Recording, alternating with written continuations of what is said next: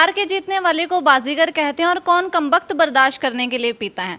फिल्में संचार का सशक्त साधन है और आज हम मौजूद हैं कुरुक्षेत्र में कलाकृति भवन में, जहां आज हमारे साथ एक मेहमान मौजूद हैं। असम का वो लड़का जिसने आज अपने तगड़ी मेहनत से एक मुकाम हासिल कर लिया है, जो आज किसी पहचान के मोहताज नहीं है। हमारे साथ वो मौजूद हैं। सर नमस्कार।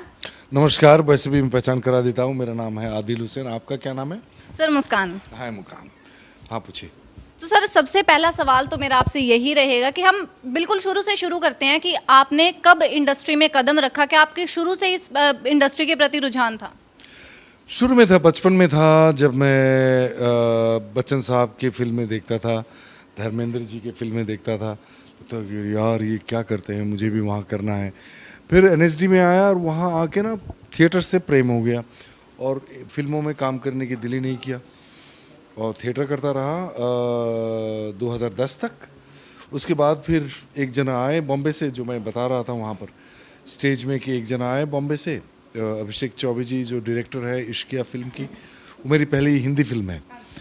तो उन्होंने कहा कि आप बॉम्बे में क्यों नहीं हो? तो मैंने कहा कि बॉम्बे में नहीं हूँ क्योंकि जिस किस्म के फिल्में, अक्सर जिस किस्म के फिल्में बनते हैं वो मैं खुद ही नहीं देखता हूँ आजकल, तो मैं उसमें क्यों एक्टिंग करूँ फिर। तो उन्होंने कहा कि नहीं, अच्छी फिल्म है, स्टोरी अच्छी है, ये है। तो उसके बाद फिर वो कर लिया और पैसे भी अच्छा खासा मिल गया। उस शादी भी किए थे नए नए, तो पैसे भी चाहिए था। उसके बाद फिर वो पॉपुलर बन गया। उसके बाद एक के बाद एक के बाद एक फिल्म आने लगे। सर अब देखिए, जैसे कि आपने फिल्म का कि मेरी पहली हिंदी फिल्म थी और आपने एक इंटरव्यू में कहा था कि मुझे परवाह नहीं होती थी उस टाइम पे हिंदी फिल्म्स की, कि मैंने कभी सोचा नहीं था कि मैं बॉलीवुड में काम करूंगा। उसके बाद परीक्षा जैसी फिल्म का आना, एक अवार्ड विनिंग फिल्म है, तो आप उस जर्नी के बारे में हमें बताइए कि क्या आपने डिफिकल्टीज फेस की, क्या कठिनाइयाँ, क्या रोमांचक आपके अनुभव रहे? कठिनाई तो सिर्फ अभिनय को और गहराई से करने की होती है, बाकी कोई कठिनाई नहीं समझता हूँ मैं। प्रकाश झा जी जब मेरे पास वो प्रपोजल लेके आए, वो गुवाहाटी में मिले थे मुझे, और उन्होंने कहा कि उन्होंने पहले कहानी सुनाया मुझे, फिर उन्होंने बोला कि ये कहानी में मैं आपको प्रधान प्रोटैगनिस्ट के रोल में लेना चाहता हूँ। मैंने कहा आप तो बच्चन साहब के साथ काम करते हैं, अजय देवगन के साथ उनके साथ काम करते हैं, अब आदिल हुसैन को लेके फिल्म बना रहे हो, क्या बात है कि नहीं। ये उन्होंने कहा कि नहीं, ये अलग किस्म की कहानी है, तो मैं चाहता हूँ कि आपको लेके करूँ। मैंने कहा बिल्कुल मैं करूँगा, और बहुत मज़ा आया उनके साथ काम करने में, क्योंकि उन्होंने खुद लिखा है ये, लेकिन सत्य में क्या कहते हैं उसको, it's based on true story. और and I felt extremely good. He is very very gifted director, if I can say, and he knows exactly what he wants. तो हम लोग 40 दिन के शूट के लिए गए थे, हम 26 दिन में फिल्म ख़त्म करके वापस आ गए। बहुत मज़ा आया।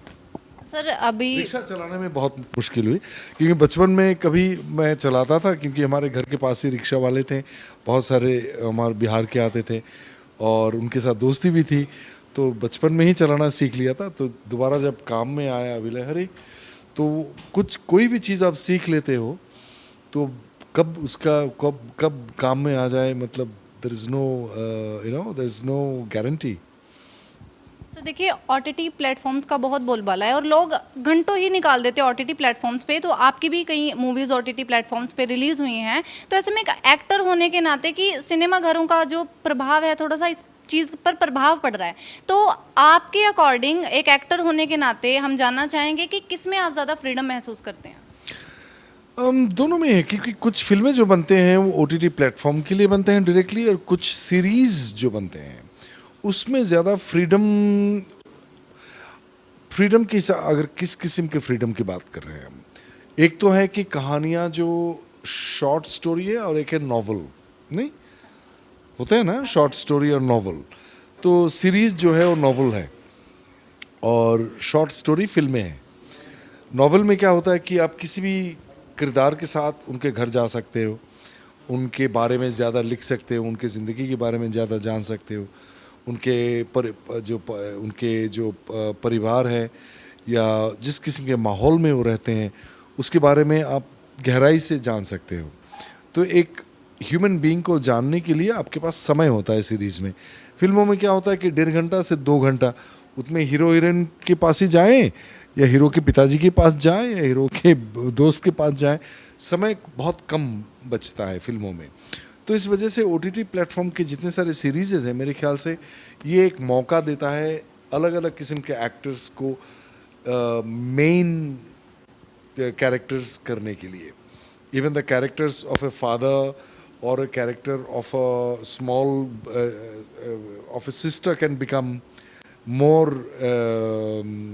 what do you call them, more attractive for audience to come. So मेरे ख्याल से OTT में सीरीज में खास करके freedom of expression, freedom of creative expression is more.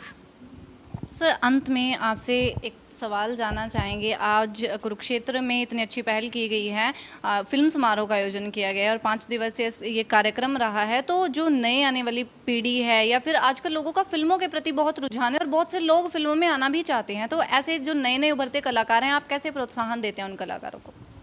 मैंने जो कहा स्टेज पर अभी कि अगर सचमुच प्यार करते हो, प्यार नहीं प्रेम होनी चाहिए, एकदम अनकंडीशनल लव।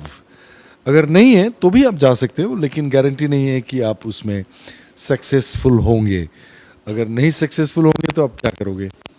अगर आप प्यार करते हो सचमुच, पेट में खाना भी नहीं है, आप काम कर रहे हो, एक्टिंग कर रहे हो, थिएटर कर रहे हो, तो फिर भी आपको रात को नींद आ जाएगा मेरे ख्याल से, या आप दुखी नहीं होगे। दुखी हो सकता है थोड़ा बहुत, लेकिन जो जिससे आप प्यार करते हो वो आप कर पा रहे हो, तो कुछ एक सेटिस्फेक्शन अंदरूनी तौर पर होता रहता है।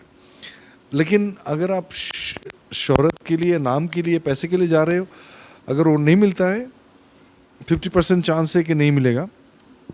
अगर मिल जाता है तो अब अच्छी बात है, अब लकी है। नहीं मिलता है तो आप क्या करोगे? तो इसको जो है आप ध्यान में रखिए, जो भी आगे जाना चाहता है। और जो शैली है, जो कला है, क्राफ्ट है एक्टिंग का, उसके अंदर घुसने की कोशिश करें, गहराई में जाएं, सीखें, प्रैक्टिस करें उसको। तो दर्शकों, ये थी कुछ बातचीत आदिल हुसैन के साथ। सर आपका बहुत बहुत धन्यवाद। पहले तो आपका स्वागत भी है, आप कुरुक्षेत्र में पहली बार। स्वागत नहीं किया सर आप पहले बोल पड़े ना सर, इंट्रोडक्शन में मैंने स्वागत वाली लाइन ऐड करनी थी। तो आपका बहुत बहुत स्वागत है, आप कुरुक्षेत्र में पहली बार आए और आपका बहुत बहुत धन्यवाद, आपने हमें समय दिया। तो दर्शकों, ये थे आदिल हुसैन, इनके साथ हमने बातचीत की, उन्होंने कुछ अनुभव हमारे साथ साझा किए, फिल्मों की दुनिया के कुछ अनुभव। तो जो भी आने के इच्छुक हैं सर उनको पूरा प्रोत्साहन देते हैं। बाकी खबरों के लिए आप बने रहिए हमारे साथ। खबरनामा हरियाणा देख रहे सभी दर्शकों का बहुत बहुत धन्यवाद।